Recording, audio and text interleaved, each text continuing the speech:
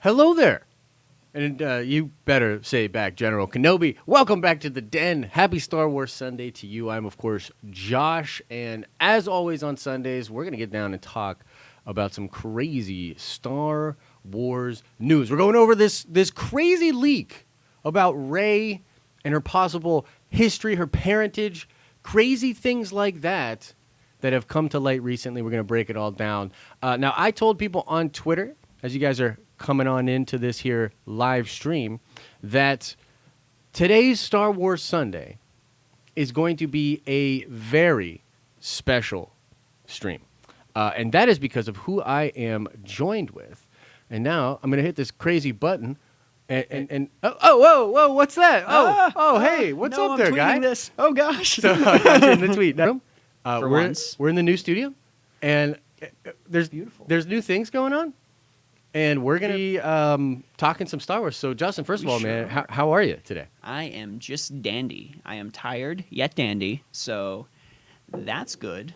That's good. That's always good. Guys, let us know also in the chat, how does the audio sound and how does the video look? Because this is a new setup that we're working on. So, yeah, let us know how everything sounds. Yeah, Josh was finagling for about an hour and 20 minutes. Yeah, that's about right. Yeah, I would say so.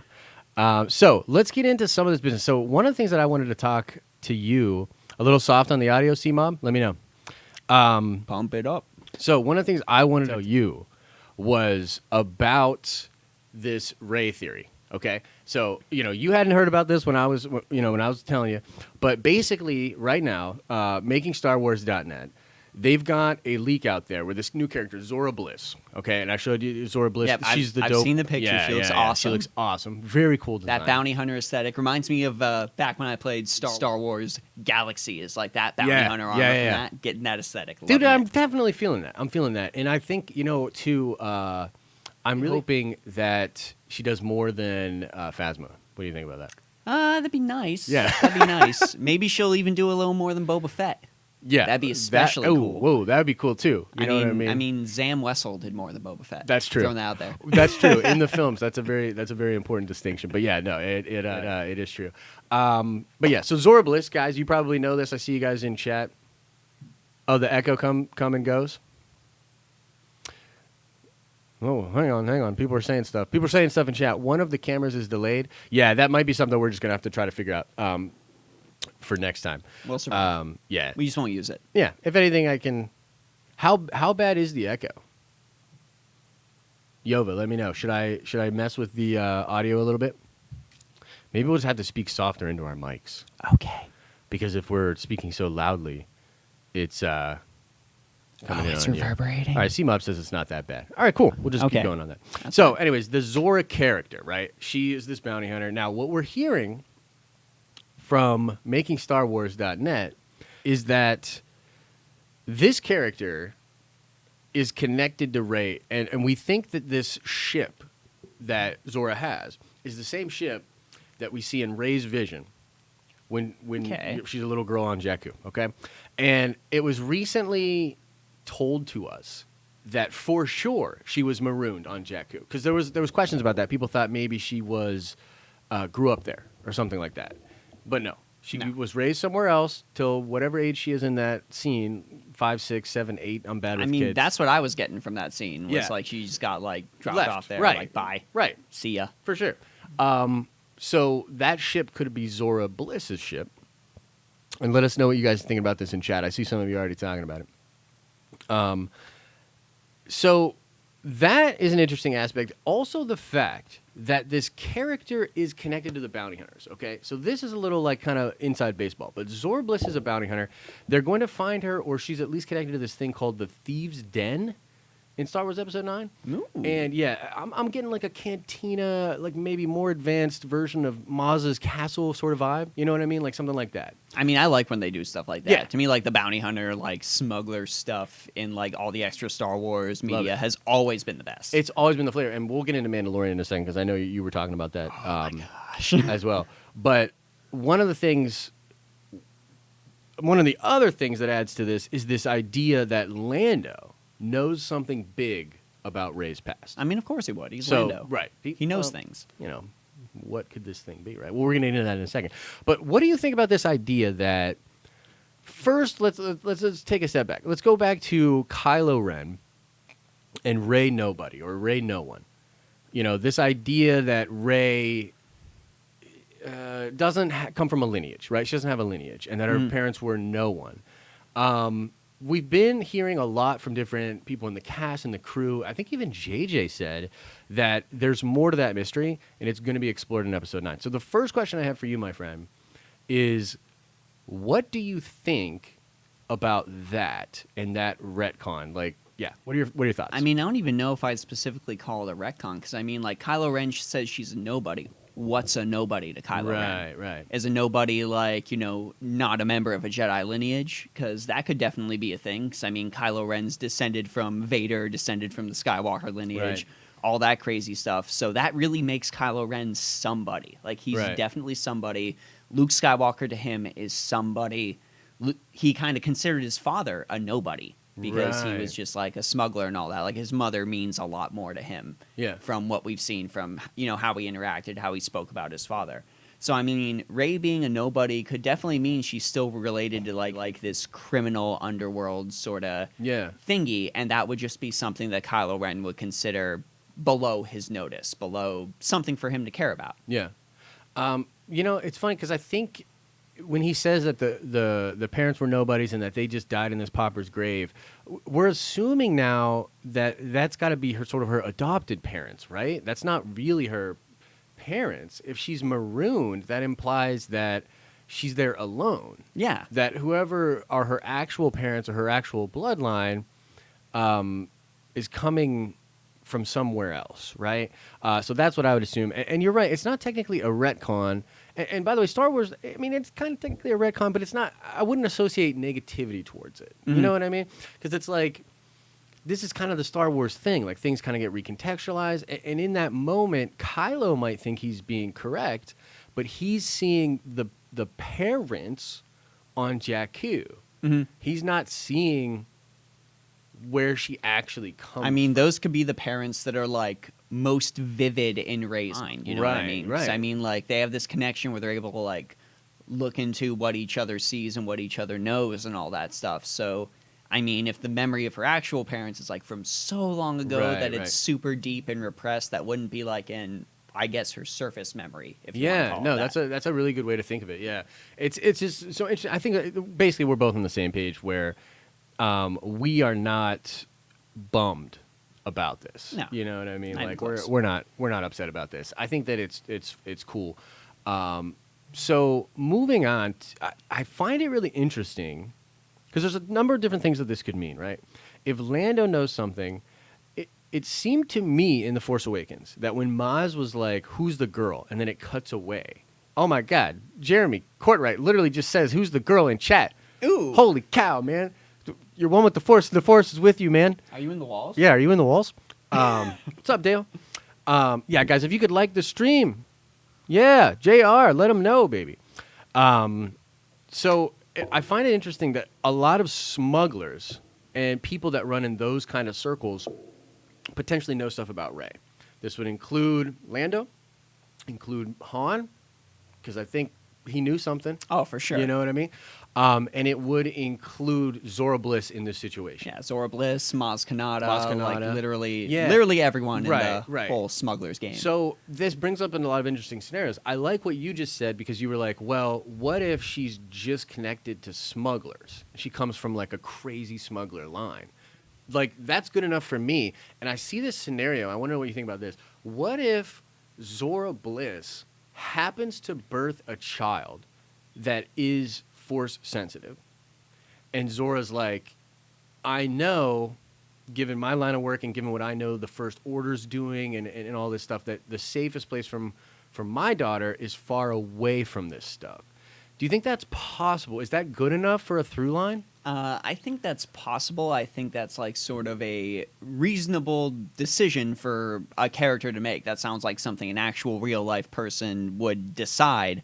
I don't know if I'm super sold on it to be like entertaining in the Yeah. aspect of that. Yeah. I really feel like if there's sort of, trying to low-key hype up Rey's lineage and all that, that it would kind of fall flat if Right. it was related to a character that is introduced in this specific film. Dude, actually, we're so on the same page with that because that's literally, as I was kind of mapping that out in my brain, I was like, well, the one problem with that is it's kind of like middle of the road. Like, if you're going to go for it, go for it. Like Palpatine, Kenobi, Skywalker. You know what I mean? Like, something Yeah. like that. That is like, that will open it up. And I think that's kind of the oomph that people are missing, is that sort of fan servicey thing. And look, I don't think that Rey, because I know a lot of people say things like the reason they like Rey no one is that anybody can be a hero, anybody could be a Jedi and stuff like that. And I'm like, look, that's great, that's a cool sentiment, but are you telling me that Han Solo wasn't a hero or a cool character? Yeah, I mean... Like, dude, all he's of- not a Force user, but he's awesome. And all of these heroes in the larger sort of Star Wars universe are essentially nobodies. I mean, before the prequels, Correct. Luke was like Correct. technically nobody. I mean, Anakin Skywalker was just a boy on Tatooine. He was a slave. He worked in a junk shop. Yeah.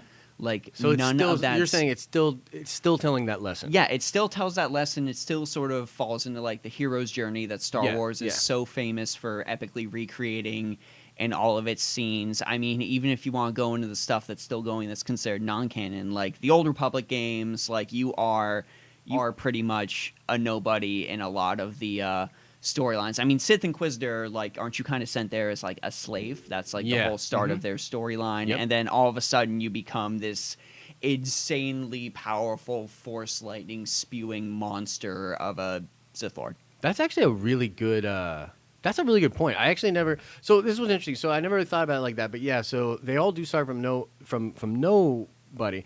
But I think when people say stuff, and even when I say stuff like, "Oh, but it's usually connected and stuff," it's because as you think Star Wars is the film itself, A New Hope. There's nothing really before that, so everybody's new to us. Yeah. But then in Empire, what starts to happen? The family element and the surprising connections, that's what makes that movie. The I Am Your Father, right? And then Leia's the sister in the third one. It's like, that's what it is. And then when you go to the prequel era, who are we messing around with? Padme. We never met Padme before. Yeah. You know what I mean? Like Anakin. You know, it's like we're going back and we're filling out the tapestry, but we're learning more about the characters and their connections. The reason, so if it's connected to the Skywalker saga, like, and I was talking to Al about this last week. Al Schuler, we were on the show. You know, we were doing the same talk, and I said the reason that it matters so much is because Kylo is technically literally correct when he says in the throne room that she has no place in the story. Yeah. Like, she's technically like a complete outsider, and they haven't done a good enough job for me to explain why. Yeah, she's not part of the Skywalker saga, which Right. is what 1 through 9 is supposed to be. I Right. mean, that's why 9's called The Rise of Skywalker. Right. This is the story of the Skywalkers, and all of our Star Wars films outside of that, like this new trilogy is coming out, all of that, that's all going to be removed from Correct. the Skywalker saga. Correct, Like, yes. even I would personally... I know this might be controversial in some circles, but I would honestly personally consider Kylo Ren to be the main protagonist of this series. Well, 'cause I've he's talked a lot the about that. Skywalker. Look, people know how I feel about that. I technically consider him to be the main character. They're at the very least co-protagonists because technically you see Kylo established in The Force Awakens. Kylo is established before Rey. You have that's the first scene of the movie is Kylo. The Skywalker bloodline and what is going on with them is the first scene. And I'm sorry, like, it just plays better to me, a little bit more poetry, if she's a Kenobi. You know what I mean? Because then it's like the grandfather of You know how grandchildren. I feel like Rey being a Kenobi or Rey being a Bridger. I like those a lot. I like Dude, those a lot more. Bridger. Oh Yeah. shit, that would be dope, dude. That would be dope. And guys, just so you know, I see you. We're gonna go into Q&A in just a second here. Let me and Justin just ramble a little bit longer. Give us like 10 more minutes of rambling, and then we'll get into Q&A. Yeah, get that Kylo he boy is. back up there. There he is. By the way, Justin and I are united in our absolute love of Kylo Ren. Love him so much. Yeah, definitely the most interesting character in Star Wars. This boy, in my this opinion. precious boy, he's See if never we done get- anything wrong ever in his entire life. I don't know if I'd go that far. I don't know if I'd go that far, but it's cool. But yeah, so that's basically where. So let me ask you this: now that we have this leak about the Zorii Bliss thing, the connection, Lando knowing, those sort of things. Do these details make you think any specific lineage? Is there any like headcanon that you're doing where you're thinking like, okay, so maybe this is how Keri Russell's connected. This is why she's on the planet. Like, does anything spark up for you on that? What would specifically jump out to me the most and what I would feel make the most sense is if she was the person that was contracted to take this girl, smuggle her away, and then drop her off on Jakku. That's the number one thing that I think would make the most sense, not be the most, out of left field, not be like, here's this new character that's suddenly, like, super important to the story, right, etc. I know that's what a lot of people are really upset about Rey, is because she's, like, this brand new character, correct, super important to the story, super powerful, don't know why. I feel like if they made Keri Russell's character that again, that would end up upsetting a lot of those same people again. I feel like having her just tangentially related, like this was my job. Smart. Yeah. And now I'm encountering this person. So who do you think, like, do any of the theories, like, who would have been, like, who, because, like, I'll just tell you some of my thoughts, right? So, like, I was thinking, I got to be honest, I still have, like, a 10%, 15% thing where I think she could be related to Luke. And I know, like, that's crazy, and I know there's a lot of evidence to suggest otherwise, and I actually think it would, it would kill Reylo, of course, and it would, kill certain things that I'm fond of. But it's, like, one of the things, and this is really weird, we're going to get real crazy here, guys, but there was a name for Keri Russell's character on set, and I believe the name they used when they were casting her was actually Mara. Okay, now Mara Jade, of course, is the character that was the wife of Luke Skywalker. Great character. Oh my god, I love Mara Jade. Great character. People that don't think Star Wars had awesome female characters before Rey, you're crazy. But Mara Jade. Yeah, Mara Jade is an amazing character, just total badass. And her arc is great. So they're obviously not going to do Mara the way they did Mara in the EU. Of course. But there could have been some years there when Luke was looking for the relics, right? Because we know, like, as it's set up in canon, he is looking for relics. He's thinking about establishing the new Jedi Order. But he hasn't established it yet. There could have been years there where he did have a relationship. Mm-hmm. And to me, the only way that she could be Luke's daughter is if Luke did not know he had a daughter. Oh, for sure. Luke would be on that honorable father train, like, immediately. Of course. Even considering where he was at in The Last Jedi. That, I think, would have finally broke through. Because then in the end, family, Leia was what brought him back, right? Exactly. So, exactly. Luke would have been there. Is it possible that he had this daughter without knowing, and then, because he shuts himself off from the Force, like, as she's being raised on Jakku, he shuts himself off from the Force, so then he never, like, sees that. Yeah, he would never realize that. Right. Not at all. So they could technically do that. Oh, for sure, for sure. Now, a lot of people would be upset about that, and I do think it's a low percentage chance. Oh, for sure. But what do you think? Low percentage chance. Yeah. I really think it's far more likely those theories where she's Kenobi or she's a Bridger. I really think all of those make a lot more sense and are more narratively satisfying as a whole. I will say that her being related to Luke is a lot more likely than her being a reincarnation of Shmi Skywalker. Oh, yeah. That one. Guys, I'm so sorry. I'll get to the comments and stuff in just a second. I love you guys so much. We're going to get into Q&A in just a second. So I apologize if I am missing questions. I apologize. But we'll get to those in just a second. But yeah, the Shmi Skywalker thing is hilarious. Basically, the idea is that they could introduce time travel, and then Rey goes back and becomes Shmi, and it's sort of like this circle or whatever. Oh. Talk about the most unsatisfying ending. My God. That would be absolute ass. That would be terrible. Now, let me tell you my favorite ideas here. There's two theories that I think really jump out to me. I almost think that, like, Kenobi or Palpatine might be a little too on the nose. Yeah. But Rey could be... These are the two that I like. Rey could be a sort of version of Anakin, like a new Force birth, right? Like the Force is in this crazy state. It's almost like the one in the Matrix where they're like, hey, we're out of balance. Boom. And then they, put her up. Or she's some kind of a clone or connected to Palpatine somehow. Like that basically either Palpatine created her, like his own version of Anakin, but it ended up being good, or she is literally a female clone of Palpatine. Now, I know people are like, they always hit me with the like, we can't have a female clone. I'm like, no, you totally can. Yeah, like you can. You absolutely can, especially in Star Wars, because it's fantasy. But what do you think about that? What do you think about the clone? I actually like that. I Yeah. actually like that a lot. Yeah. I mean, that's not just like my love of Palpatine, like as a villain, as a conniving villain. I actually enjoyed that arc in like the EU where like Palpatine's clone comes back and like brings in Luke Skywalker in the fold. I actually really, really like that. I think that was a super on the nose like contingency plan for that character because Palpatine's smart. Palpatine's that total like long plan sort of character. Yeah. So I could totally see him doing something like that. Like in the event of my death, this one will lead the Empire. Exactly. And another reason I really like this is because it would actually be really challenging for all of the characters.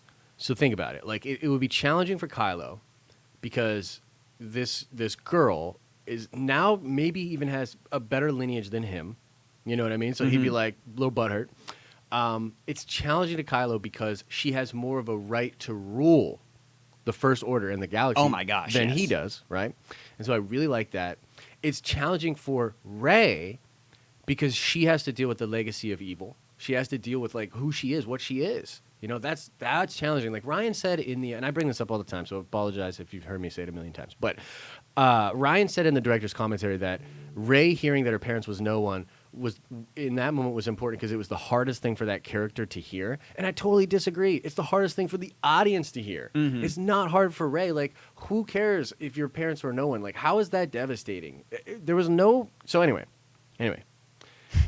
It would be truly hard for the character if she realized she had this dark legacy, if she came from Palpatine. Oh, absolutely. And it would be challenging for the First Order because they'd all be like, this girl is actually the rightful... Like, we want her now. Like, let's recruit her. Yeah. And then think about the Resistance. They might side-eye her.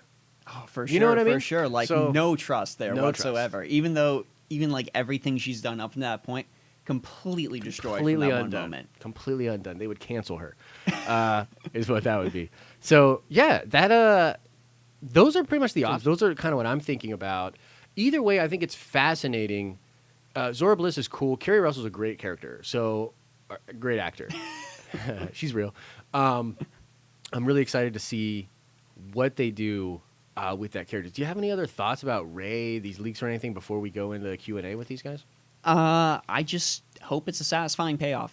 I Yeah. really do. I just hope I walk out of that theater enjoying how that character's arc has ended. Yeah. Because I mean, I'm one of those weird people that enjoyed The Last Jedi. I Yeah, enjoy how Kylo's arc has been going along, especially. So I really just hope we have a satisfying ending for that character to sort of vindicate everything that's happened up until this point. Yeah, I agree. I think that one of the things that's cool is I think pretty much, unless you're like an unreasonable person. Like I said this before where I was like, I forget how I worded it, but I was basically like, if you're upset with The Last Jedi and you just think that there's nothing they could do, like you're not going to accept anything in 9, then you're just closed-minded. Like you're not even a hater, you're just being dumb.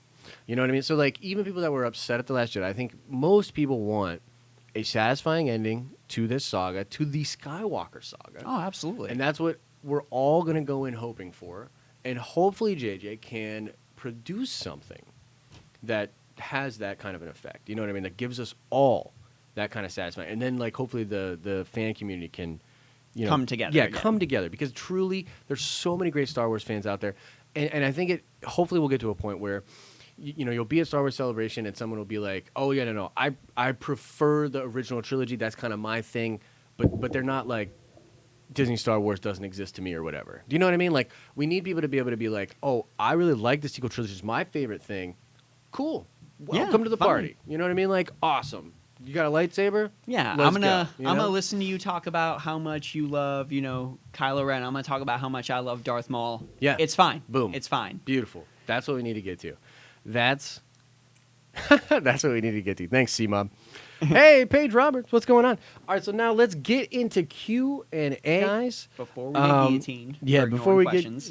get guillotined, help us out. Drop some questions in there. If you have a super chat, it of course helps out, helps support the channel. If you got it, I will answer every single super chat that comes in. If you don't have any loot, don't worry about it. Just drop your questions in. I'll get to as many questions as I can. Let's start with Anthony Manzano. Josh, I want your opinion on my theory that Mace Windu could be Rey's dad. Anthony, okay, so I think we've talked about this before. My initial reaction is no way, just because if she is light-skinned, she's the lightest light-skinned person I've ever seen in my life. Now, Star Wars, it's fantasy. Yeah. Maybe there could be some sort of an explanation there, but I very much doubt it. I want to know what you think about that, though. What do you think about that theory? Everything we know about real-life person genetics doesn't tend to work out there. I'm willing to give fantasy the benefit of a doubt. I'm willing to let fantasy, sort of extend and do things that are beyond our knowledge. Because I mean, like, the Force is magic. Yeah, it's That's magic. the narrative function of magic, is I can do this thing and I do not have to explain it. Yeah. That has been its function since magic was first introduced in literature. Yeah. So, I mean, it's possible if you use magic, but from my understandings of, like, 9th grade biology, I don't think so. Yeah, I'm gonna go ahead and have to agree, and I really think too that just doing that without an explanation would be really hard for the fan base to get behind. Jumping the shark. Yeah, that would definitely be a jumping the shark kind of Jump move. the pork. Now nice, Kylo jumped the pork. Now I definitely think that Mace could play. I'd love to see Mace Windu. Oh my gosh. In more of this Yes, shit. You know please. what I mean? Old man, one-arm Mace Windu, but he's still really strong with the Force. Oh, he's sick. Let's see here. Josh, have you heard the running time leak from John Williams' brother? He said they had 135 minutes of recording to do. I hadn't heard about that, actually. 135 minutes of recording to do. What does that amount to? That's a little over 2 hours? Yeah. Okay. Sounds good to me. Give me that music. I want, Give it to me. definitely. Let me buy that someday. I want, because this is the last film that he's doing. Really? John Williams, yeah. Okay, that I didn't know. Yeah, it's the last Star Wars film that he's doing. I hope that's like his magnum opus. Yeah, Like, this I is the assume pinnacle of my musical career. Yes, I assume Please. so. And by the way, John Williams, just for all of you out there, not a fan of Rey No One. He's on record saying he doesn't buy it. He thinks that that's not true. Just to stir the pot a little more. Let's see here. She's being Force Americanized. Josh, I want your thoughts on this being the last possible movie for Daisy Ridley. Who would the replacement as the main character in the Star Wars franchise? Okay, Anthony, we'll do this question, although I think this is technically your second question, but that's okay. Thoughts on Rey not being in the saga anymore? I said this last week. And by the way, did you guys see the video I did with the funny Palpatine skit? I hope you weren't offended by that. That was a joke. I wasn't literally telling people to, F themselves. But we did talk about some of this stuff last week. I personally do not think Disney will actually ever visit this timeline again or visit any of these characters again. Maybe some of their offspring way in the future. But I think that... You're thinking like a Cade Skywalker sort of thing? Yeah. Like, it's maybe, like, down the line. And there's a possibility that there's a child between Rey and Kylo, like this weird Force child when they touched hands. Still kind of on the table. Would love that idea. But, yeah, I don't think Daisy's going to ever be in Star Wars again unless it's some kind of cameo. But that's just my opinion. What do you think, Justin? Yeah. I think this is the end of the road for her. Not even just necessarily to, like, appease any fans or like stir the pot, but just for like a narrative reason. Yeah. Like, this is the end. This is the end of this saga. This is the saga she is an important character in. So when this saga is done, her time as an important character is done. And they're going to be going off to explore Star Wars in other areas, in other eras, other sections of the galaxy, all that stuff. So there's no point in forcing in even a character that people really, really like, not even just like a controversial character. There's no point in forcing that character in if they would have no narrative importance to that section of the story. That's just bad writing. Yeah, I totally agree. I like it a lot. Let's go to Yarwar Sorry if I mispronounced your name incorrect, or mispronounced your name rather. She being of the Force like Anakin, when Anakin died, she was born to balance the Force again. And I saw a lot of people talking about this, the idea that she could be a Force birth. I think, I've already said that's something I really like, I agree with. It could really explain a couple of different things. Number one, how she's so strong and powerful. Still, we don't really have a good explanation for that. You know what I mean? There's some explanation given in the Jason Fry novelization about how she sort of absorbs Kylo's powers in the interrogation scene. I think that's cool. But that's sort of like a Darth Nihilus sort of thing, like it eating the is. Force or something like that. Yep. It's a really interesting concept. So there's something to that, but I also think that they need a better explanation. Having her be a Force birth completely explains that to me. You know what I mean? Yeah, I mean that's again like this conscious form of magic being like, Yep. hey, there's this threat to the galaxy that I exist in, so I'm going to go ahead and create something to sort of stop that. Yeah. Okay, Definitely. that's fine. Yep. I think we're on the same page there. Let's see here. No MCU on Star Wars Sunday. I mean, you could drop an MCU question in a super chat.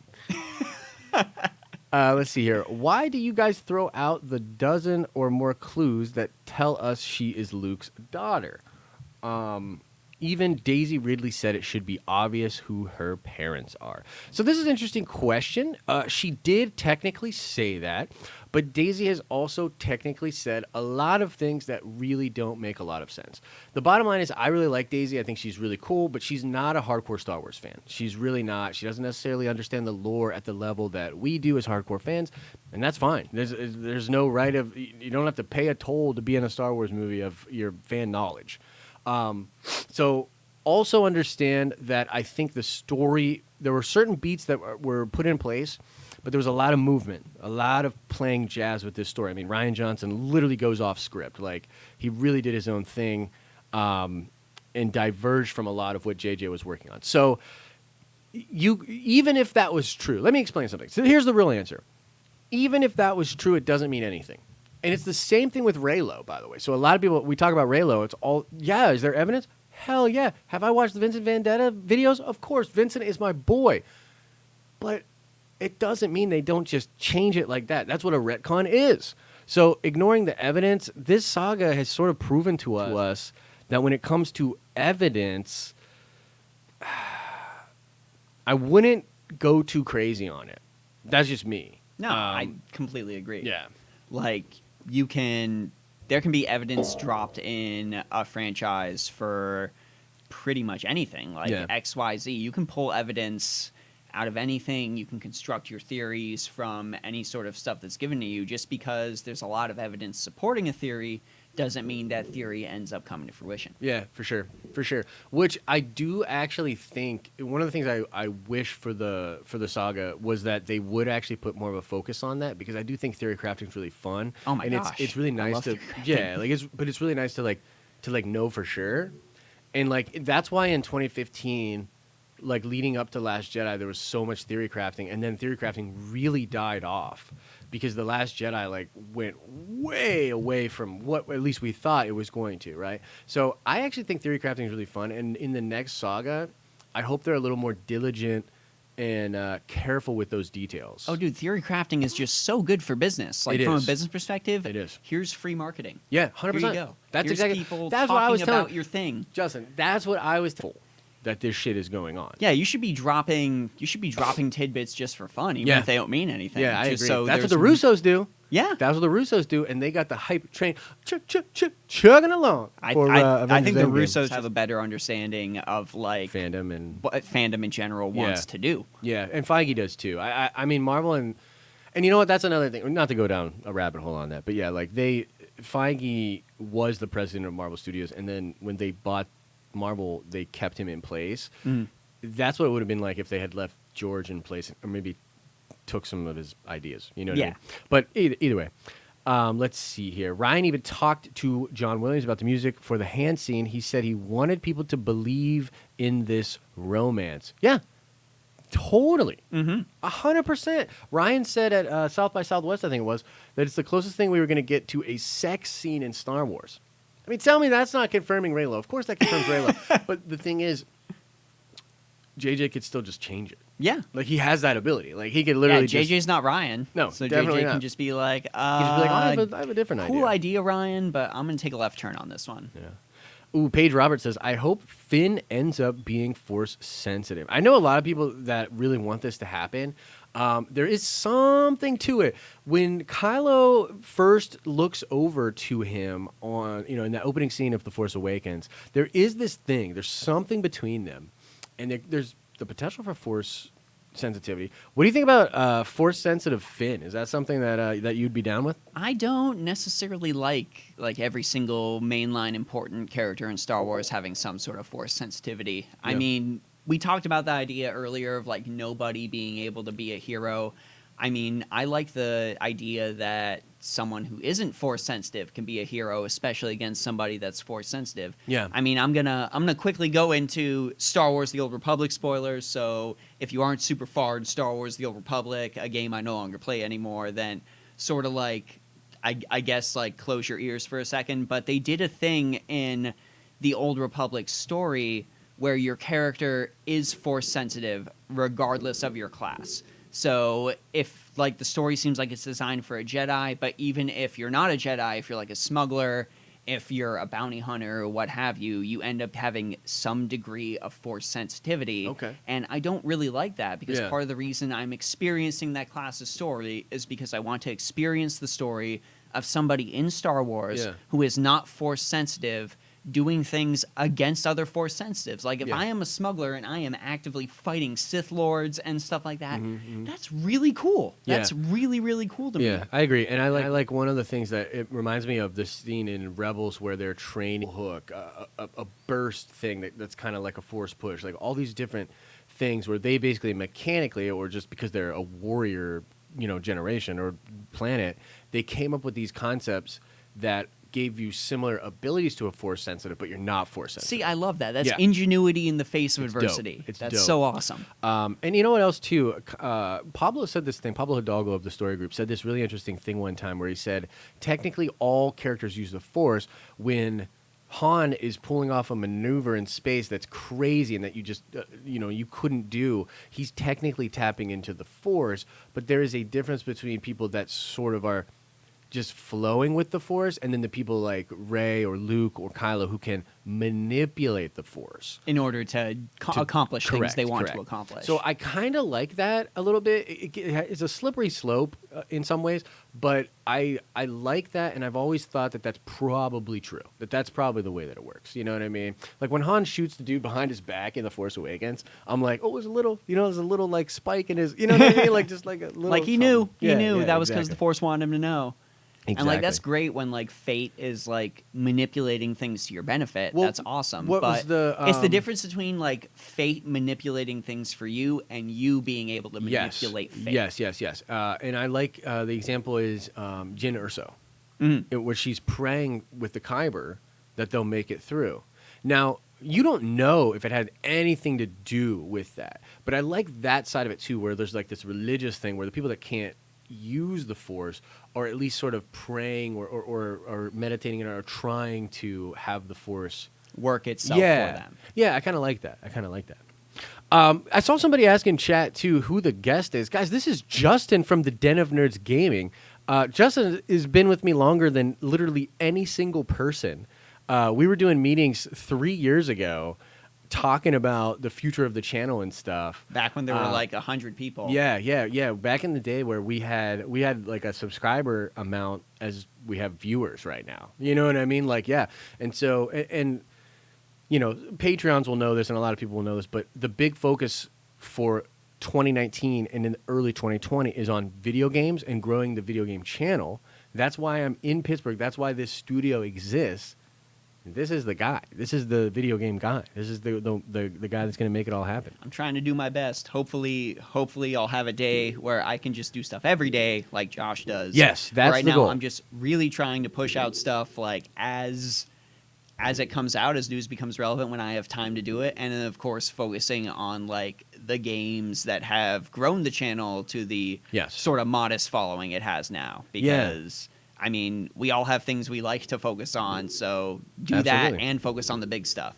Yeah, absolutely. And it's like, the thing that it was for me, and this is sort of a side tangent or whatever, but it was important. It's, you know, you've grown a lot on the channel and you've grown a lot as a content creator, but it's really hard for me to sort of share some of the things that I'm learning and doing day to day when I'm in Philadelphia. Mm-hmm. You know what I mean? So like me being here and us being able to do this, and then, you know, some of the things that we were talking about before we went on and that we'll talk about when we get off, it's just, this is how we're going to do it and how we're going to take gaming to the next level so that Justin can quit his day job and then he could just be doing content all the time, and then we'll be grooving and a Reuben. But yeah, let's go. We'll go 15, 20 more minutes, guys. Keep dropping in those questions. Will you go back to the Old Republic? I think that's a question for you. Ooh, will I go back to the Old Republic? Right now, no. I am pretty firmly rooted in Final Fantasy XIV, which I am convinced is the best MMO on the market right now, period. Yep. I would say it's that, then ESO, and then... Maybe WoW, the basic or whatever it's the called. classic one. Yeah, classic. I don't know. I feel like Blizzard's gonna make poor decisions with that, like they did it's with technically BFA. being tested right now. It's not even real. Yeah, it's not like live? coming out, but there's like players getting into it that are like, "Oh, this is a bug," and Blizzard's like, "No, this is actually a feature from that time in WoW's history." Oh. So I honestly, as many people are hyped about WoW Classic as it is, I just don't think it's going to do well at all. Huh, I think a lot of people are like, you know, I lived that time in my life. I enjoyed that portion of the game when it was that time. Yeah. But all these other games have made all these advances. Like Yeah. Final Fantasy XIV even is still making advances. They're going to be like, hey, we know a lot of you don't like how long it takes to get through A Realm Reborn, so they're actually going to actively condense that story so people Really? can get into the content. I think that's that they really want. smart. That might actually be what gets me. Yeah. Because actually, so like you know, not to go down the MMO tangent thing, but so I've been playing ESO a little bit. Around the time of when Elseworld and Shadowbringers dropped is like where we both kind of dug in. And the thing about ESO is I really like it, but it's really surface level. Mhm. It doesn't give you the reason I'm not playing it anymore is I don't feel like invested. And I think the difference is with 14 is that you'll feel really, really connected and invested. But the drawback, it's like a slippery slope. The drawback is that the cost of entry feels so high. Yeah, You know but what I I will mean? say Shadowbringers gave a golden age of Final Fantasy level story. I don't think That's there what- has yeah, that's the- been an MMO right. that has told 11. a better story. But 11's at that story time. really wasn't that great, to be honest with you. I mean, it was cool. But, dude, 11 is my favorite MMO of Yeah. all time. That Oh, was a great MMO. Oh, dude, like there's a lot of people I get talking to that like really have strong feelings for 11 and really like wish 14 did some of the things 11 did, but like 14's doing a good job. 14's doing a great job. Definitely. RG2 2088 says no Guild Wars 2 love. I played Guild Wars for a little bit. I thought it was cool. I also played Guild Wars for a little bit. It's I not enjoyed that it. deep, but it's fun. I just when it went free to play, I kind of jumped off because I bought it and I was salty. Yeah, a little bit. Yeah, I hate when that happens. Let's see here. Question. Lando's daughter is in the movie. That's a theory. Finn was kidnapped, and Rey was abandoned or protected. What's the story? So, That's a lot to unpack. yeah, in that's that short definitely a little lot. sentence. There's definitely. First of all, if that character Jaina, I believe, is her name, if she is indeed Lando's daughter, that's not his like only daughter. It's not like Lando had a family and that's his daughter. It's like that's a love child. Do you know what I'm saying? Lando was a man of many tastes. You know what I mean? So that's number one. Number two, Finn getting kidnapped. Yeah, that's cool. I actually would like that to be explored a little bit more. For sure. And, you know, one of the things that Star Wars gets kind of ragged on a little bit, particularly with the original trilogy, is that it's just like all white people. And one of the things that I've always thought would be cool is if there was a narrative reason, like if we went to a planet where there were a bunch of, you know, just darker skinned people on this planet, that would actually make a lot more sense because Luke Skywalker looks pretty pale for living in a fucking planet with two suns. Oh my gosh, you know what I'm yes. saying? But not that I have a problem with it. I don't. My point is, I would love a narrative way for more representation. Yes, you know what give I mean? me a narrative way for more representation that way. Give me a narrative way for there to be like more alien protagonists Yes, in please. Star Wars because They say the Kid fans. Fisto. They say the fans aren't interested in that you can't connect to that character. Yeah. Bullcrap. I agree. Bullcrap. Ahsoka's one of the most loved characters of all time. Absolutely. She's an alien. You know? 120%. So, My fiance totally invested in General Grievous. Freaking loves General Grievous. Grievous Was the is main dope. reason she watched the Clone Wars Yep. was so he could be super, super invested more in his character because she thought the concept was so cool. People like aliens. Yeah,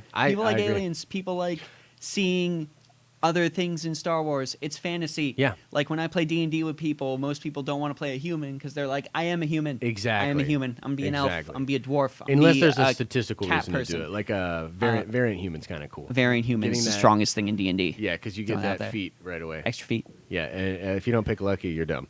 Lucky's banned in like all the campaigns I play in. Oh, there you go. That's why. Anyway, let's go. This one was pretty cool. What do you think the box office? And I missed who said it. The ridiculous Otaka, I believe.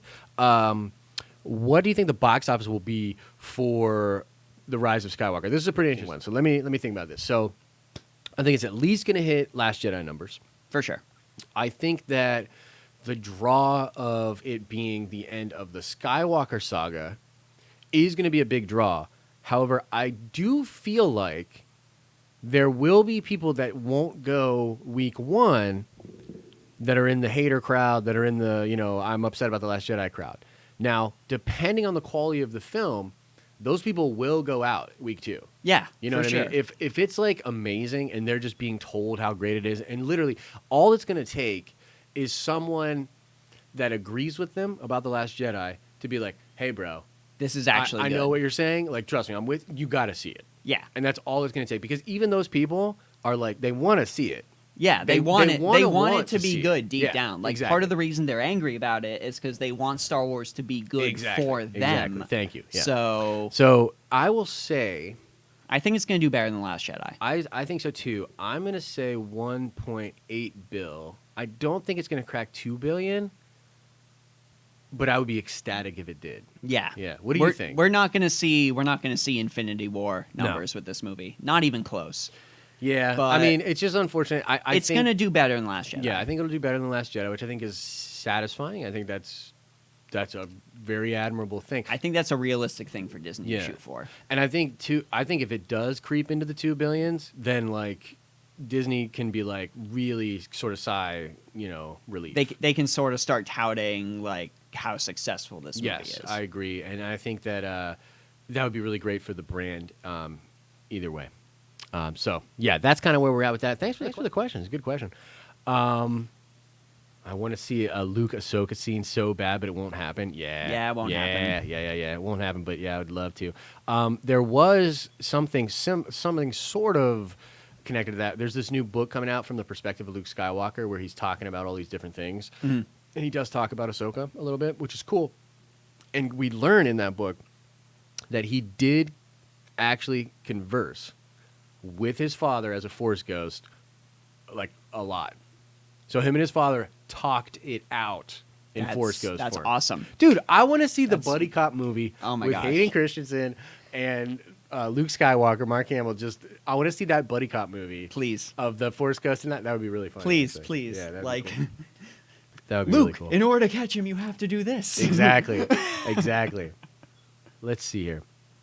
Do we miss any awesome questions? Guys, we'll go for like 10 more minutes. Drop those questions on in here. Boop. And make sure you go follow the Den of Nerds Gaming. There's a lot of content going to be coming up on that channel real soon. I'd appreciate it. Yeah? Do it. Do it now. Do it. Yeah, I'm like really excited for episode 9. I think it's going to be awesome. Give me episode 9. Jake Brower coming in with the super chat. Was Padme ever a Force ghost at the end of Return of the Jedi? So the answer is no. That's like a powerful Jedi move that Yeah. you've got to be taught. It was Yes. it was said that like Qui-Gon taught Yoda Yep. how to do it. Yeah, it's in the Clone Wars. Actually, the Luke Skywalker book talks about this as well. It was training from the Force priestesses, formerly known as the Wills, the shamans of the Wills.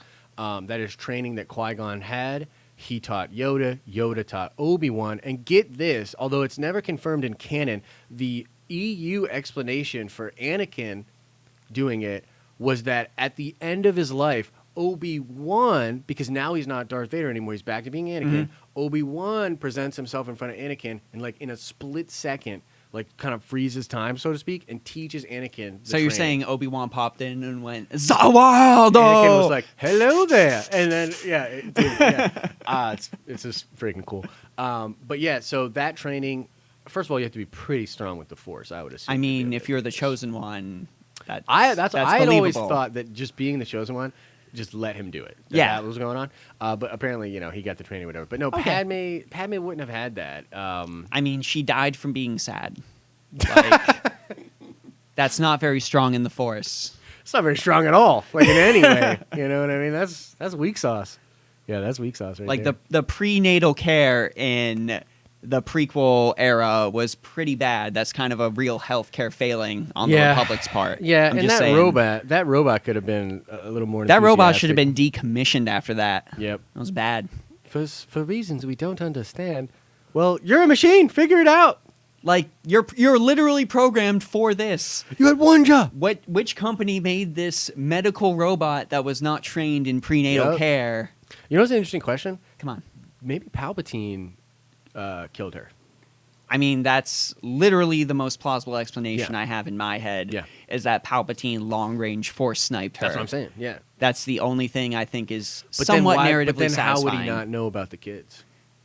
Because he shut off the force after they were born.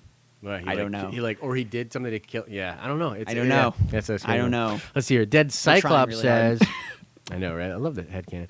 Is it possible that Plagueis actually taught Sidious to cheat death, and that's why he survived the Force lightning bouncing off Windu's saber, and maybe why he survived being thrown down the shaft? This is interesting. I would say yes. Well, yes, I would say so. There is something that Palpatine learned. Palpatine had all sorts of crazy, dark, wizardy, shamantic-like powers. Like, if you watch Rebels, if you watch Clone Wars, some of the stuff he was doing, like, he could, for instance, sense when Yoda was on the Sith planet, and then by utilizing a spell, he had a cosmic force fight with Yoda within the cosmic force. It's ridiculous. He's also... The thing that always gets me about Palpatine is, his crazy shamanic... powers aren't even his strongest. His strongest point is lightsaber combat. Yeah, he's an incredible lightsaber combat which duelist. Probably the best ever, in all honesty. Yeah, I would say he's better than Anakin. I would say so. I mean, that's sort of debatable, but yeah, when you watch him especially with the two blades in Clone Wars, when he messes up Maul and his brother, I watch that scene at least once a year. Yeah, it's amazing. It's so good. But yeah, I think that basically it's either Plagueis or somewhere else that Palpatine had this power. Yes, I do believe that had something to do with him being able to preserve his spirit. He was somehow able to preserve his essence, his life force, his spirit. And yes, that's my theory. What do you think, by the way? We haven't talked about this. What do you think about Palpatine coming back in the movie? How do you think it's going to go down? I think it's going to go down as sort of a Force Ghost thing. I Okay. think that's the most plausible thing to happen is that Palpatine would have gained that knowledge. Because, I mean, if anyone outside of that, Qui-Gon lineage That's teaching true. is going to gain that knowledge, it's going to be Palpatine. So you don't think he's back in physical form? I don't think he's back in physical form. I Okay. think it's going to be sort of a Force Ghost or maybe even just a Force. Not to be sort of a pun on it, but to be some sort of cosmic floating evil force, kind of maybe something we saw in the Sith tombs and the Knights of the Old Republic and stuff like that. Yeah. Maybe something like that. Well, have you heard the rumors, kind of leakage stuff about Matt Smith's character? Go on. So Matt Smith, the Doctor Who guy, it was a big deal when he was brought onto production, and then he basically got asked in an interview, and he was like, "I'm actually not in this movie." And then Lucasfilm pulls all of his stuff off of official websites and different things like that. Everyone's like, what the hell? What's going on here? Now, the rumor is that he is playing a young Palpatine.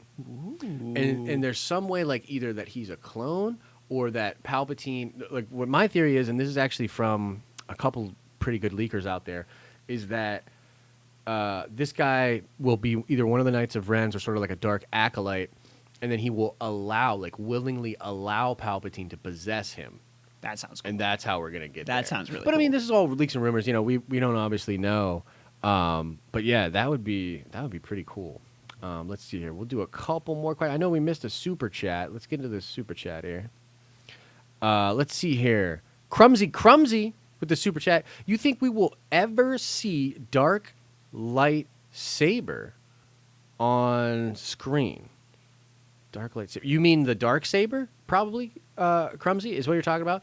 The Black's Mandalorian made saber, I believe, is what he's talking about. I would say yes. Actually, I think that this could actually show up in the Mandalorian. Oh yeah, Maybe not in season 1, but that's probably the best chance of it showing up. Because it's probably going to be like the last time we see it. Sabine has it, but she leaves it on Mandalore. Whoever has the Darksaber is supposed to be the leader of the Mandalorians. So whoever's running things on Mandalore is likely to have the Darksaber. Yeah. And I don't think maybe the main character of Mandalorian will have the Darksaber, but I think they'll go back to Mandalore and then we'll see the Darksaber. Correct, which would be cool. I would love to see it lit up too. That would be really cool because it's a dope saber. We got another super chat in here from Dale Erdman. Will the world between worlds or Mortis be in the Rise of Skywalker? I doubt it. No. I doubt it. So. It's just too... Look, they have so much to accomplish in this movie. Yeah. They have so much they've got to do. The last thing they want to do is introduce some of the craziest, most confusing Star Wars concepts that are out there. To, the fans that aren't going to go, super deep. Right. And, try and explore all that crazy, cosmic force stuff. Yeah. No way. I just highly doubt it. Would love to see it in live action in some way. But, yeah, probably not. Probably not. The likeliest it would be included is if it's in there, but they don't, mention it by name or you tell people see the going aesthetic. on. Like, maybe you see one of the portals or you see, a tapestry that has the Mortis gods on it. Something like that is probably the most we'll get. And then maybe an art book will reference it and explain why it was there, and then we'll make a million videos about it. Yeah. So that's probably the safest bet on there. Let's see here. Any news on Disney Plus besides The Mandalorian? Okay, so there's no... Jake Brower, thanks for the question. There's no news about anything on Disney Plus besides Mandalorian. We're going to get a lot of that info in a couple weeks here at D23. D23, I expect to get some kind of a trailer, sizzler for The Mandalorian. Maybe some talk of the Cassian Andor series.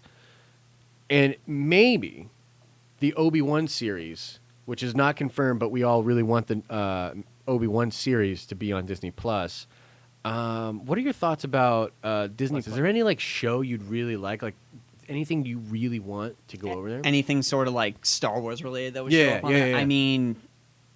Boba Fett needs his time to shine. Yeah. Boba Fett needs his time to shine. That'd be outside that. And that'd be an easy one. What if he's in The Mandalorian, though? Yeah. Yeah, you're right. He's probably going to be in The Mandalorian. I mean, we can't have two shows about two Mandalorians. No, you probably That's not couldn't. super great. But you could have Boba still play a part. I'd like to see, a sort of maybe one-off tales in the Star Wars universe sort of thing, where we get to see different areas in the galaxy and different things happening with maybe one-off characters. Yeah. And they could use that. That'd be an easy way for them to use a springboard for ideas. Yeah. And then if one of the episodes is really, really successful and fans really, really like that, they can spin off from that. Yeah. I think that'd be super, super cool. So of a way to test the waters, shoot a bunch of ideas that fans want to see sort of at a dartboard with minimal risk and see what sticks. I'd like to see something like that. That would be really cool. We got a super chat here from the Third Era. Got off work in time to catch a live stream. Well, thank you so much, and thanks for coming in. Unfortunately, you're on the tail end, my friend. That's also not a question. Right? When we get out of here, watch the replay. I think it was a really good stream. And let us know what you guys think about the new format. I'm going to watch this after it's done, and we'll tweak it. I know the audio could probably be better. I know we got to fix the one delayed video. We will get all of that sorted out. But just overall... Dude, this stream's going good, man. I'm having fun. Yeah, dude. And these little buttons. I got this little stream deck thing here, guys. Let me see if I can hold this up for you to see. I got this thing full of buttons so that I can just press us in between. Fancy buttons to poke. Yeah. He told me about some of the things he plans to do with those buttons. Oh, you just it's wait. Be fun. You just wait. I'm pressing so many buttons. You guys will be pressing my buttons, I'm sure. And let's go back into there. There we go. Let's see here. I love when Rey touched Anakin's lightsaber and got those flashbacks. Yeah, that was really cool. Ooh, let's end on this question. Okay, this will be the last question of today's stream. Sooner Thrawn, great name. Would you want to see a Jedi Academy? Oh, God. Scrolled. Oh, no, I lost it. Would you want to see a Jedi Academy show take place about 50 years before Phantom Menace? Okay, how about this? You take this one first. Jedi Academy show. Yes. Please. The answer is yes. 140%. Young Qui-Gon protagonist. Oh, yeah. Gimme. Dude, that would be awesome. Gimme. That would be really cool. I agree. Having, particularly within that era, and talking about those Jedi, like, younger Kit Fisto, younger Dooku. One of the reasons I really like Claudia Gray's novel, Master and the Apprentice, is because it deals with young Obi-Wan, young Qui-Gon, talks about Rael Averross, talks about the way the Jedi Council viewed Dooku.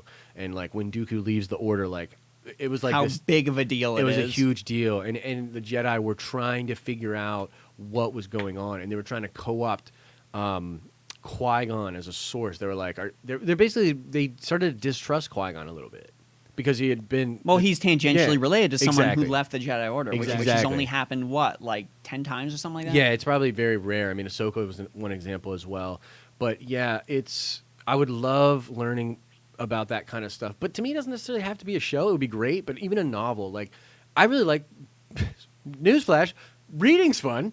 And you just get a different kind of depth sometimes with a really good novel. But then again, with a streaming show, you got time. Yeah. So you got tons of time to do that. Bookstores are not just places to buy tabletop RPGs. But they're great places to do that, too. They are great places to buy tabletop RPGs. Play Star Wars Edge of the Empire if you haven't. It's really fun. Like, my best Star Wars campaign I was ever in was in Star Wars Edge of the Empire, where I was Vice Admiral Cornelius Strucker and killed 7 people with a Corellian dueling pistol. Sounds amazing. It was great. I actually really want to get in on not only like a 5th edition D&D campaign, but a Star Wars campaign. I would really like to get in on that. Now that I'm here, we can do that. We can do that. That would be really fun. Guys, thank you so much for hanging out with us today. You guys are awesome. Thank you for the support, everything. I know that, we don't always talk about pleasant things. Sometimes there are unpleasant things that we have to talk about. I hope you guys understand why I do have to talk about that stuff sometimes. And, yeah, we're just, it's important because the people out there that are doing it wrong, they're going to talk about it either way. So we need to be a voice of reason in that arena as well. So that's all I'll say about that kind of stuff. You guys are absolutely amazing. Justin, anything you want to tell the people before we get out of here? Thank you. I had a lot of fun. I really did. I'm so happy so many people came in and came out on this. If you want to check me out, I'm trying to do good stuff, so I'd really appreciate any sort of feedback you can give myself or Josh for what we're doing on the gaming channel. And hopefully he'll be able to do stuff with us on the gaming channel with just as many people.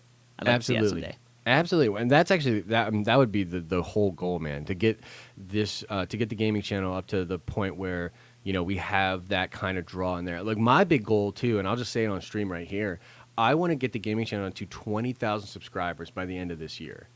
So that would be more than doubling. You know what I mean? But I think we can do it. If you like video games or you like our mouth parts and the things that come out of them, it's probably more appropriate. If you like the things that we have to say, go check out the gaming channel. A lot of good stuff's going to be going up there. We're gonna tackle awesome hype things. We'll tackle the occasional tough issue fairly. And just and Star Wars related Jedi Fallen Order. Of course, dude, Jedi Fallen Order. We're gonna be all over that shit. And we're gonna be streaming that as well. Yeah. All right, guys. As I always say, I hope you're having an awesome and a nerdy day. And we will see you in the next video.